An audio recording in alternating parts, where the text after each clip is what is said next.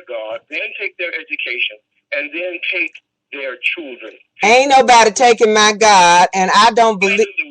Ain't nobody taking my God, and black people have leaned on the Lord for a very long time.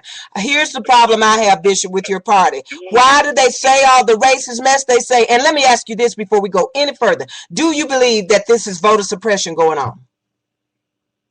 Not if you want an ID. Oh, Lord, here we go. I'm going to ask you one more time. You don't believe that this is voter suppression against black people, Bishop? Oh, Lord, I don't get no damn food stamps. Sorry, Bishop. Okay, well, wait, hold on, Bishop. I'd like for Jackie to make a point. Let's go beyond voter ID. Let's just talk about what's going on in Ohio. Okay, let's just talk about that for a minute. Hold on. It is not just voter ID. It is making the polls as inaccessible as possible. In Ohio in 2004, they had a catastrophe in voting. They didn't have enough machines in some places and too many in others, and there were over 100,000 people estimated that did not get the opportunity to cast their votes because everything was such a mess. And so then they did a big study. They did a study in Congress. They did a study in the state. And they came up with this early voting plan that worked really well in 2008.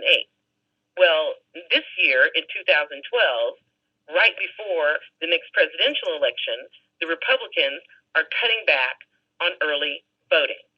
And the reason that they're cutting back on early voting is because, and I'm trying to get this quote exactly so I can tell you, is that that 52% of the black people who voted in 2008 voted through early voting. Mm-hmm. And so now they're having that big old mess in Ohio because of this.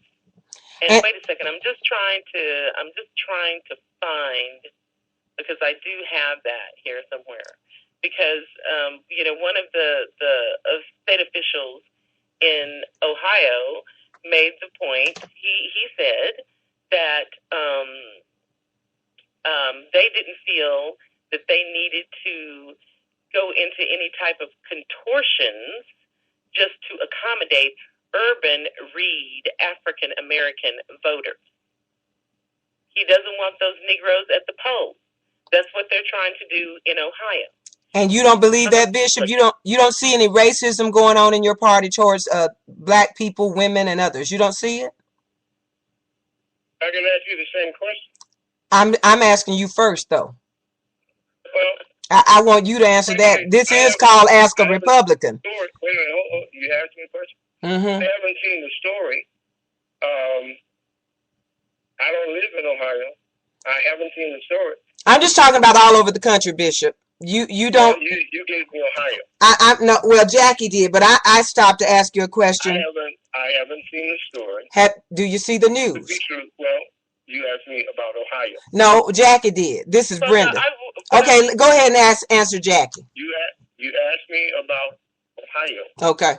I haven't seen the story. Okay. That could be the case in Ohio.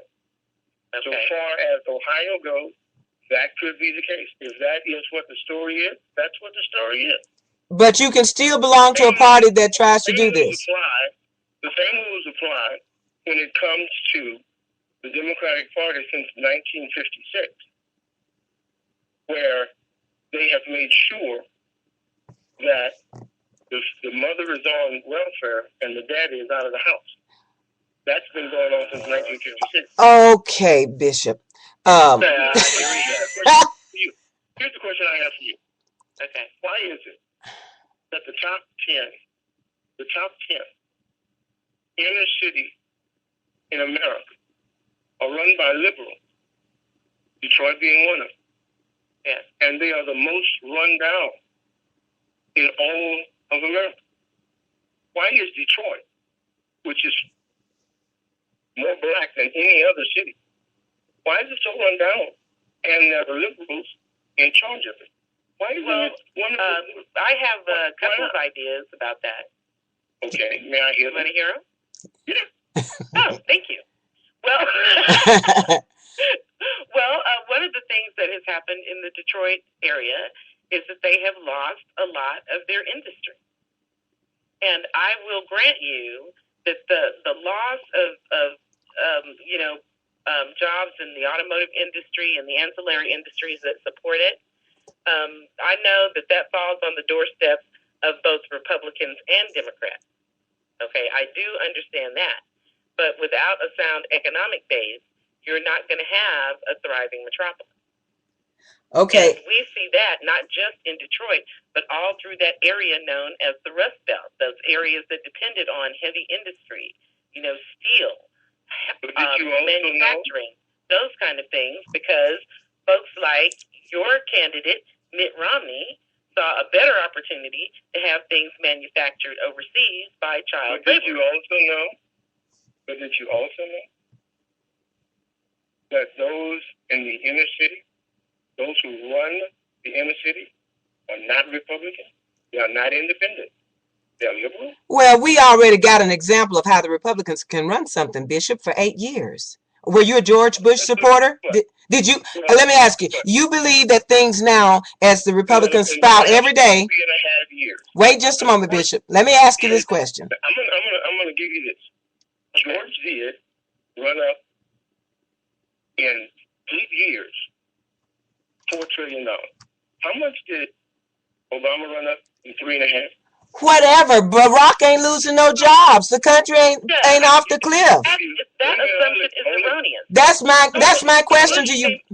No, when George W. Oh, Bishop, you're not gonna try to defend this, are you? Come on now. No. Let me ask my question, Bishop. I mean, you're not gonna give us a lesson here on my show. No, wait. Let me ask you one more time. You believe that Barack Obama has made things worse than George Bush? I gave you. No. I want to answer. Do you believe that Barack Obama made things worse than George Bush? Do you? What Obama did in 3.5? Give it to me. Come on. I want to hear one more time. Do you believe that Barack Obama has made things worse than George Bush? It's a simple yes or no. If it went from... All right, that means that he don't believe that shit. No. Brenda, no. Let me just... If it went from 4 to 15, it would worse. Oh, Lord have mercy. It was not 4, sir. When George W. Bush left office, our national he had a 7 over $10 trillion. Bishop, I'm gonna pray for you. Of $1 trillion that stretched into infinity if you project it out. And he left us with a $13 trillion. Jackie, I see he don't want us to make no point because his point would be none. No. I want you to answer this question. You really believe that all the jobs that have come back since that time, that things are worse? You're not going to answer me, are you? I want to know, how in the world can you not believe that things are better?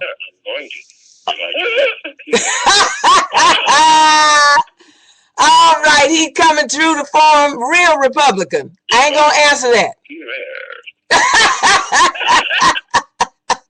Bishop, I'm going to pray for you.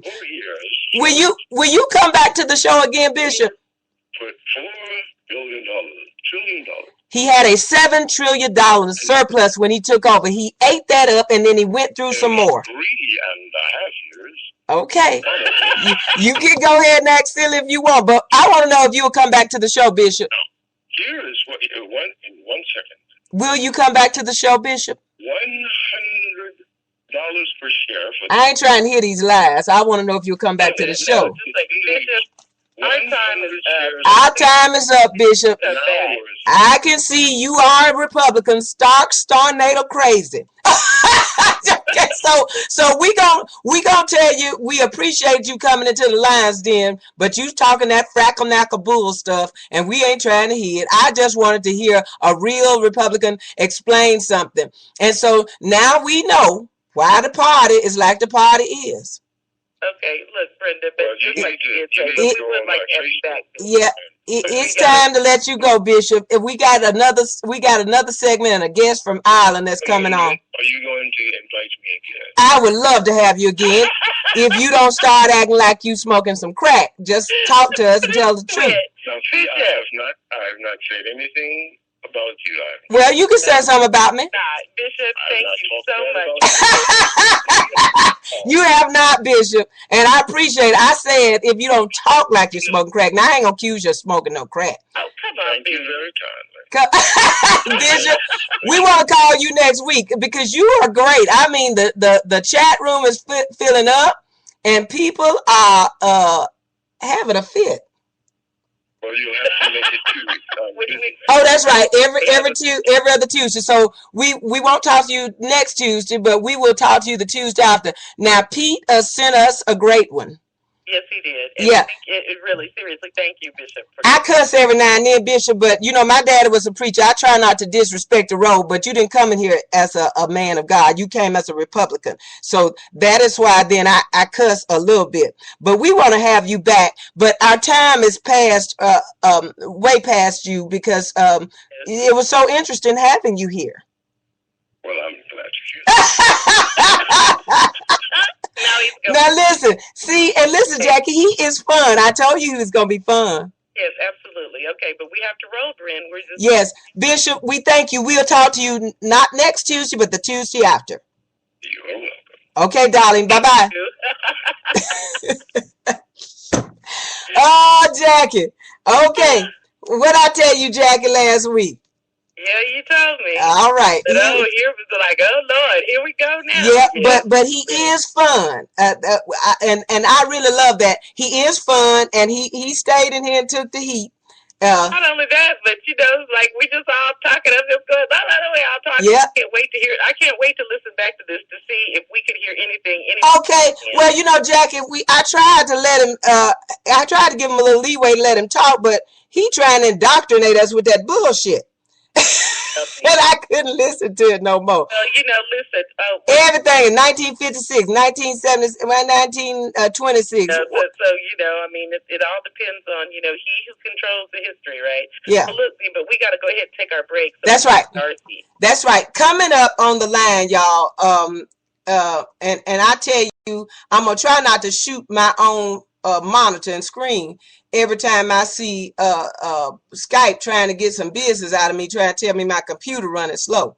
My computer's doing just fine, and you bastards stop interrupting me with them phone calls, or I'm gonna have something to say to you. But like I said, you are listening to Let's Talk About It with the wild and wonderful Brenda White, the uppity and well-read Jackie Lambert, and we are going to get to hear from our girl Jill, I Am Woman, Hear Me Roar Anderson.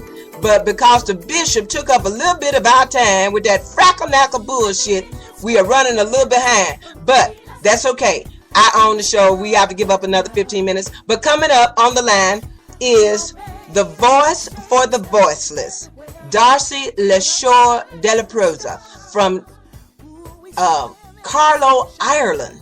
This is wonderful. Human rights activist, beautiful person. And her partner will be joining us on the phone line, Steve Sidebottom. I love it, Steve Sidebottom. Okay, but we will be right back. Don't you go nowhere. You see, honey, me and Jackie, we can only take so much. And then we got to say something. Oh, hell no. You ain't answering that question, dog. Okay, but we'll be back, y'all. You know I can talk the paint off the walls. Thank you so much for joining us. We'll be right back. This is Let's Talk About It right here at Spreaker.com. Look around you and you see familiar faces. You recognize what you don't know. There's a different love inside your mind. The state of the world is such disarray. One thing certain, we can't survive without change. Signs are everywhere.